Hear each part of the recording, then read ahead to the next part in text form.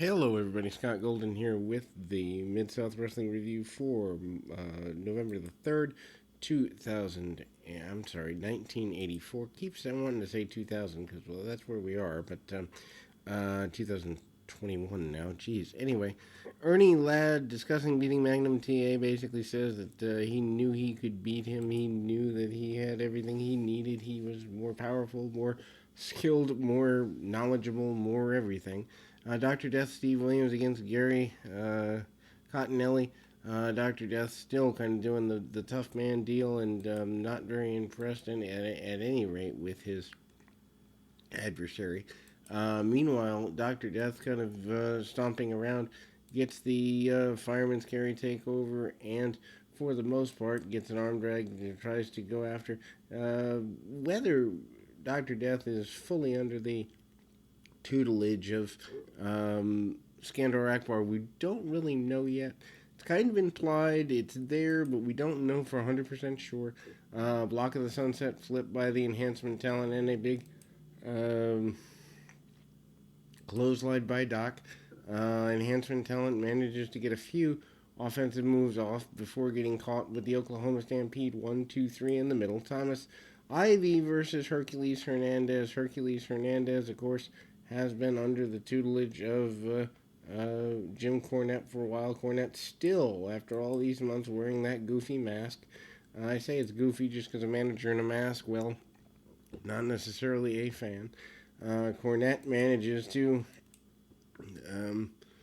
go through the virtues of Hercules, Thomas Ivy, relative newcomer, and again, kind of gets things going in the way of Hercules. Of course, Hernandez, probably one of, if not the most powerful guy in the area, and Ivy, not a guy that wants to take any backward steps in his own right.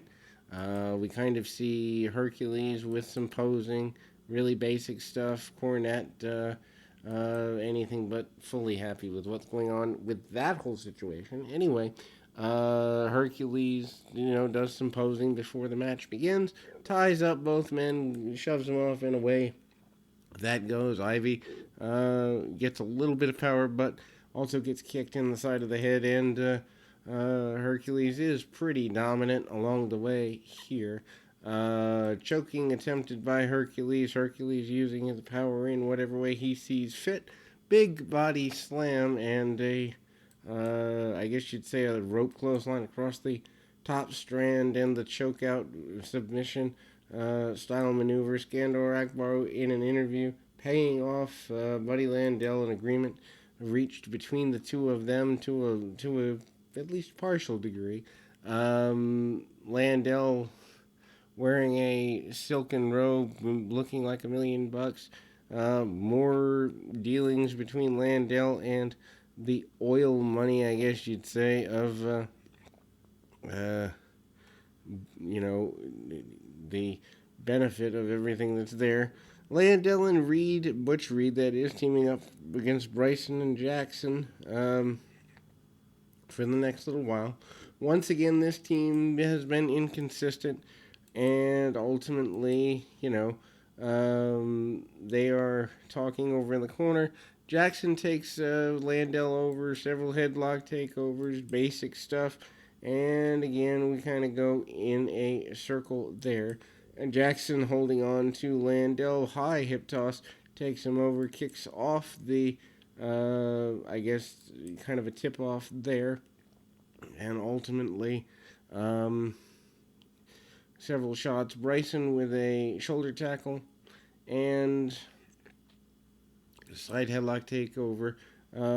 Jackson with a continued, deal, and then we kind of see the roll up, roll through, and Reed is kind of directing traffic, not really getting involved. Landell calls for timeout, obviously doesn't get it. There isn't one in the books for pro wrestling in any sense. Landell, with a few kicks along the way, manages to get everything going his way, at least for the moment. And then we kind of see the tag into Butch Reed. Reed takes over with more power moves. Jackson with the Foot on the bottom rope, doesn't go the way he wanted to go. Body slam by Landell. Landell off and tag off to Bryson. This is unimpressive to everybody except maybe Bryson himself. Back suplex by Reed. Reed not impressed with the young man either. Press slam, and you see Landell celebrating. Corkscrew elbow drop, and posing with the new team there. And obviously, Reed and Landell on the same page, at least for now. Ted Dibiase and Master G coming up next. Dibiase once again still in the employ, or at least under the tutelage of Skandor Akbar. Good money to be made there in that camp, I guess. Otherwise, Dibiase would not have returned. Master G having someone like a Ted Dibiase to work with, kind of amazing. Both men circle. Dibiase slows the pace of the match down, something that G can easily handle and benefit from. Anyway, DiBiase tries to get leverage, doesn't get what he wants out of it. A big struggle on both sides, and ultimately the shots by DiBiase into the top turnbuckle, sending Master G into things. Irish whip and a reversal by Ted DiBiase, and ultimately Master G takes over, getting a reversal of his own. He has a little bit of an advantage. Back body drop.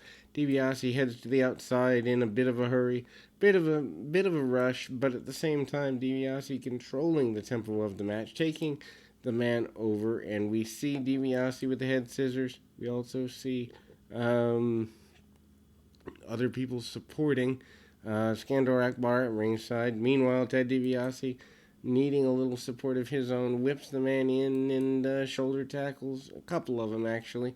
Backdrop by Master G, and ultimately things going in his direction. Drop kick under the chin, and a second one, leading to where DiBiase, I guess, is wanted to go. Master G has him up over the shoulder and around again. DiBiase now with a spinning toe hold, kicks him off, and DiBiase does the reverse back bump over the top rope to the floor. DiBiase not happy with being on that end of things.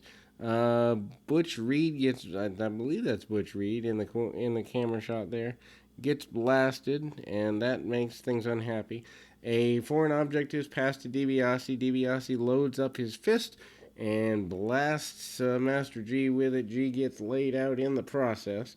Figure four, and DiBiase with a quick and simple victory there. Missing Link versus Magnum TA up next.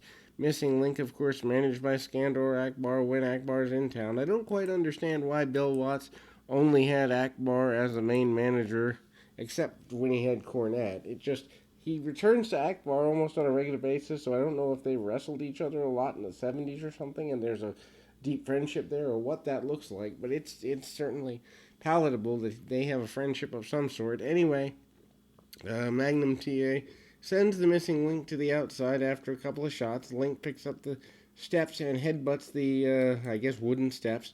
Kind of a weird thing to do, but that's the missing Link for you. Irish whip by the former North American champion. Link with a headbutt, and manages to go at Magnum. Kind of keeps going there. Meanwhile, missing Link on the second rope and gets a diving headbutt, almost, I guess I'd say, to the heart of Magnum. Magnum with a shot right through his opponent there. A couple of shots along the way. Meanwhile, there is a shot to Akbar as well. And a belly-to-belly suplex. Adrian Street and Superstar Bill Dundee is the closing match of the program. They have about 8 minutes, but obviously they're not going to use all of it because of, closing the program. Superstar, of course, a smaller guy. Adrian Street doing the cross-dressing or effeminate gimmick, and was the television champion. Don't know if he still is. One thing that I've noticed is guys in Mid-South don't always carry the belts when they have them. It's not something I fully understand, not growing up in the territory, and just watching things back with the benefit of video. The underscoring of the under-importance of the championships I do find annoying.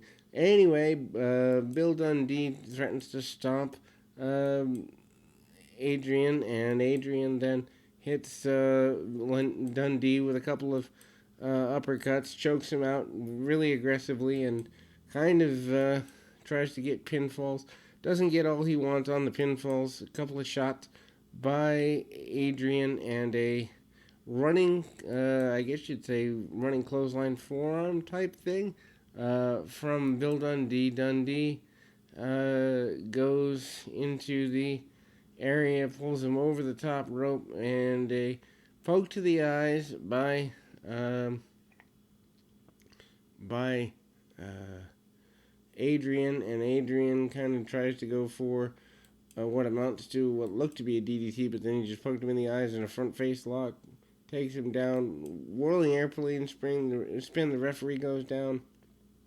There is a confrontation with Miss Linda, who sprays something in the eyes of Dundee. Dundee gets blasted and left for dead. As we close this particular program, we will go to the next show in November here on the Mid-South Wrestling Review program.